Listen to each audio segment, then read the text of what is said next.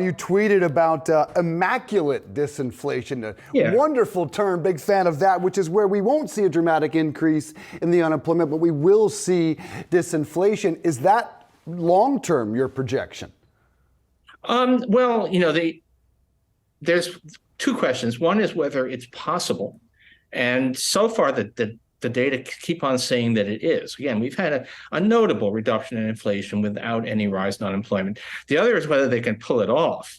And this is where, the fact that the Fed is kind of predicting a recession, it's quite possible that they will end up having generated a recession that we didn't need.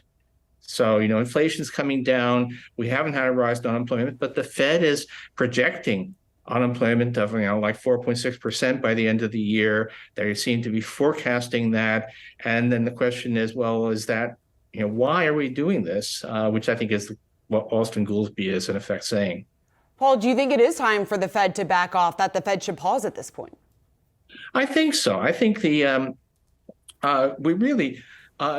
getting harder. There was a time a year and a half ago when people who were inflation optimists like me kept on looking for excuses to hang on to our optimism in the face of bad numbers. Now, very much the shoe is on the other foot. People who want to be inflation pessimists are, the Fed is using narrower and narrower measures. It's kind of one-eyed bearded man with a limp measures of inflation to suggest that we are not actually seeing improvement.